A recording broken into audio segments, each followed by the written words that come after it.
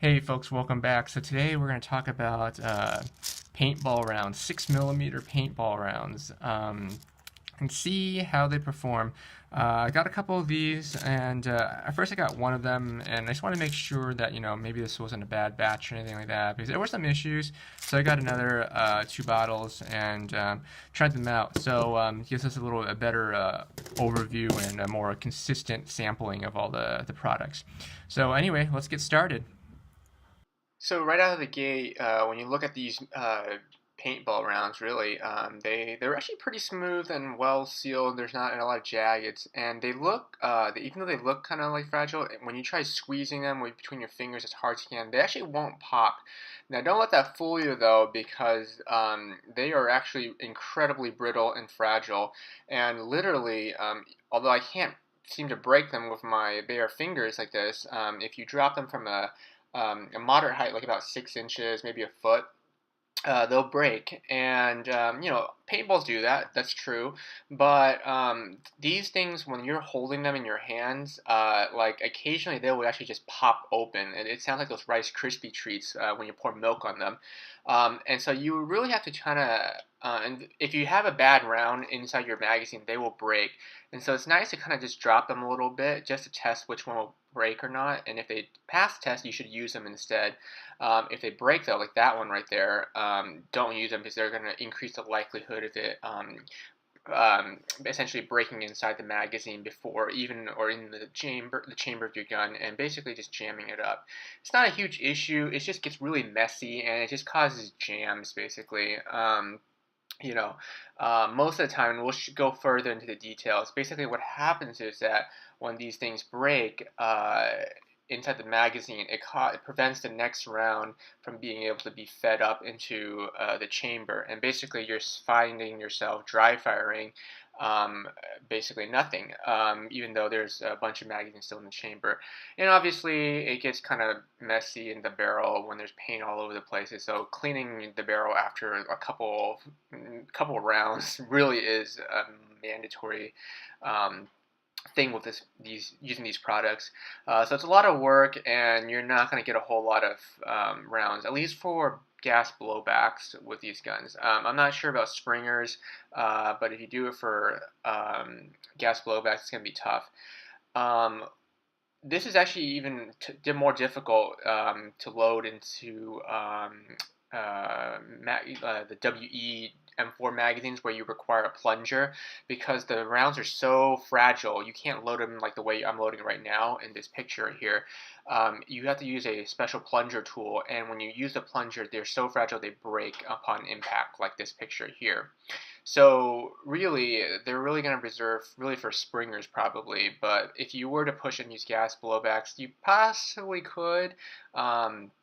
But anyway, even when I'm loading in this picture right here, and they pass the drop test, so to speak, some of them are actually cracking inside the magazine just because there's that extra tension or pressure when you're trying to push it through the feed lips right there. So it is very fragile. You're not going to be able to really get, these are just kind of like gimmicky. They're really, there's really no mainstream or prime time use for these. Which is kind of a shame. Is it's nice to be able to call out your shots and mark them when you fire, but it just doesn't really work out that way. When it does work, though, it does seem kind of nice. But again, it's more hassle than it's worth, really. So let's give it a shot and see what happens here. And we'll see how it performs. Alright, so here we go. We're going to start firing this.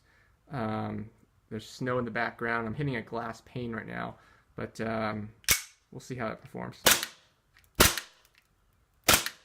See, these are the tougher BBs, so as you can tell, that some of them break. Alright, so pretty solid. The white snow in the background makes it easier to tell, but pretty good. But again, so notice how these are the normal spatter patterns right there. But then this one right here, where is it? This one, sorry, right there. That one's a very small, and that's actually because the round exploded in the chamber. So if you can take a look at the gun, I can't get a good angle in there. So here's a better view, a more detailed image of what happened. But so as you can tell, the paintball fed into the chamber, but then the nozzle looked like it smashed it, so it wasn't really going anywhere. Now this also happens with another gun. This is a an HK USP, and again, this one didn't even feed it into the chamber. It kind of smashed into the feeding ramp or the loading ramp. So it's a very unreliable round to be using. All right, so we got this one loaded up with those magazines that there's a couple of cracking sounds when I noticed when I loaded these in. So let's hope they don't explode.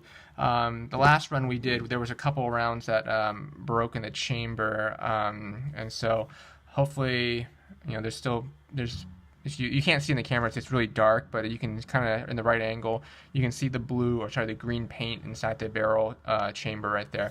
So let's try it again, and let's actually measure the FPS while we're firing this time too. Alright, so we're going to try round 2 now. This is the same magazine we just loaded it up with, some rounds. And we're going to try to put some rounds on the window. But this time, we want to test the FPS. We just want to see how much these rounds weigh too, by the way. So, let's see here. Okay, as you can see, it exploded right there nicely.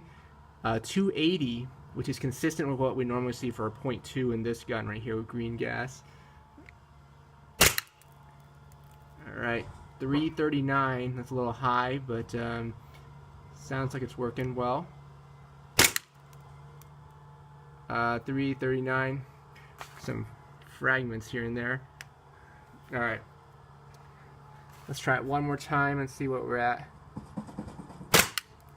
Okay, it exploded on the wall. It says 28, but I don't think that's really accurate. So you can tell nothing's coming out at this point. And if we pull out the magazine, you can tell why. Basically, the chamber. Notice how the follower is not at the front of the magazine lip, even though there are no rounds feeding, and that's because the paintball essentially broke in down there, and it's failing to feed. Now it's feeding up there. So basically, the next shot should be able to fire. But again, see, watch this. Yeah. So it's a lot of cleaning next involved now. And I hope I mentioned cleaning because y'all be getting a lot of cleaning when you're using these products here, so get used to it. It gets really messy really fast, and I spend a lot of time cleaning. Really after a couple of shots, because you're guaranteed to have a couple rounds explode in chamber. After about maybe every fourth or fifth round, you'll have one that blows up. But it's probably part of the game, and occasionally when it does work, it works kind of well, and it looks kind of cool. Unfortunately, though, this is kind of few and far in between when it does work well. Most of the time, the round will blow up in the magazine, and you kind of have to finagle a bit to push up the next round into the feed lips, right, like in this picture here. And then once you do that, this is a KSC Glock right here. I'm using it, and get a couple shots. Again, it'll break in the chamber. You won't fire anything. Then you have to take it out and repeat the whole process over again. So it is very difficult. Again, more shots of broken paintballs in the magazine, failure to feed. A very unreliable system, unfortunately. This is still the same gun. More shots, a couple of them worked. This is now for the Tokyo Marui Glock 26 here using duster gas. A little bit better here, but again, nothing is immune to the nature of this gun right here, or the unreliability of the rounds here. So you're going to have problems. Again, same thing, remove the magazine, and you'll find that they're not feeding anything because there's been broken rounds down there, so you have to finagle it to push up the next round, basically. So this is a very common occurrence with these paintballs. Now, I haven't been able to use the plunger to load up a rifle magazine with them, but I have found that if you do a single load like as if you're loading like a bolt action or something like that. You can fire in through a rifle. So basically here, one at a time, you just drop a round into the chamber and close the bolt and fire. And these will work without much problem. So, but again, it's highly unrealistic, but it's kind of cool to see your rounds fire. Now you load single rounds into the chamber and fire, it's not as likely to break, but again, it still does happen occasionally. So you'll see in this photo here, the green streaks of paint in the chamber. That's again, it still does break eventually, every now and then. So it gets kind of messy, and of course, that's something that's just part of it. Again, it's not going to damage your gun. It might, you just have to clean it out and it gets kind of messy, but um, notice that it will do that, and be prepared to clean it. So overall, would I recommend them? Not really. They're not for prime time use at all. Occasionally, would you want to have one to mark something and do a single load, like put one round in a chamber and then fire it? Yeah, I guess that could be possible, and might be maybe useful. So maybe like the first shot, you can have a paint round come out. But after that, to fire from a magazine, incredibly unreliable. Again, after the fourth or fifth round, the round will explode and you'll start having jams, and you spend a lot of time cleaning. Now, I have heard there were these, Hellfire paintball rounds. They don't make them anymore, unfortunately, but these are supposed to be the more high quality rounds that shouldn't have the same issues. But again, I've seen mixed replies, and it doesn't really matter because they don't even make them anymore, so you can't even get them. But for the most part, the search continues essentially if you're looking for something to mark your targets with when you're playing a game. Next week, we will talk about another option, which we'll be reviewing. They're essentially what they call chalk rounds, and we'll talk about those a little bit further. And hopefully, maybe that's an answer to those folks who are looking for rounds that can mark their targets when they get hit.